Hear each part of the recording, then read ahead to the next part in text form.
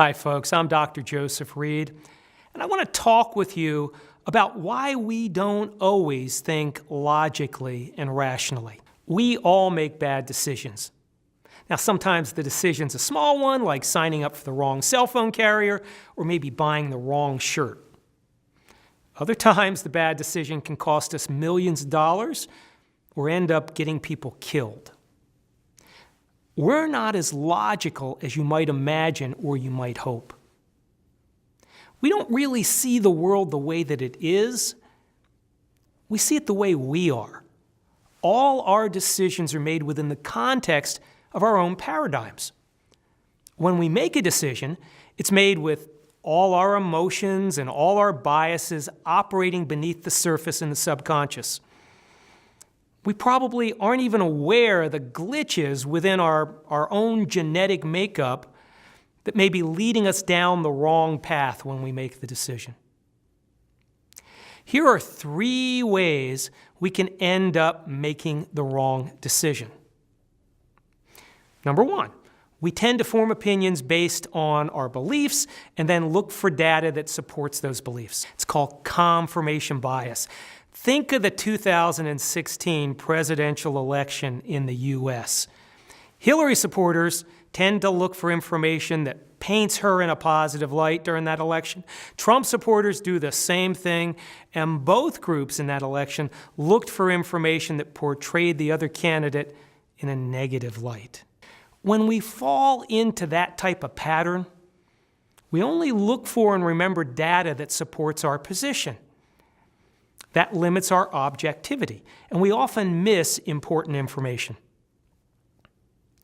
Another way that we can make the wrong decision is that we can totally misread the likelihood of an event occurring. It's called gambler's fallacy.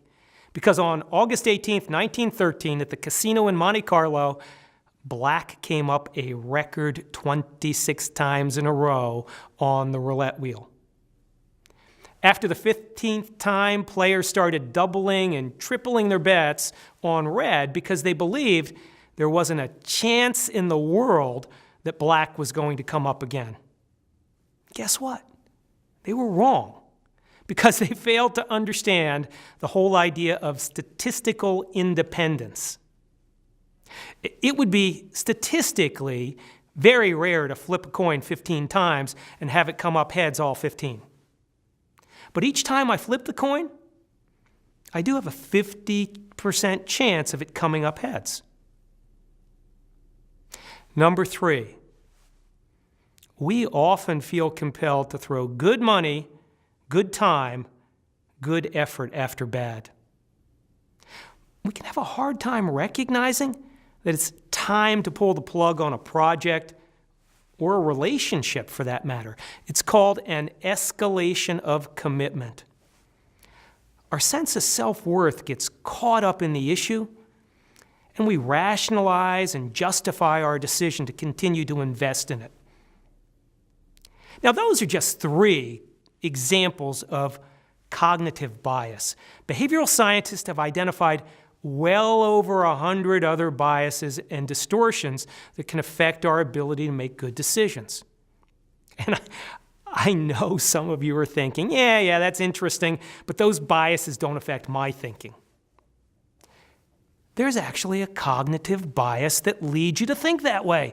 It's called illusory superiority. If you ask 100 people to rate their driving ability, 90% of them are going to rate themselves as being above average. The good news is that critical thinking is a skill. It's like driving a car. It's like playing golf. It's like dancing. You can learn how to get better at it.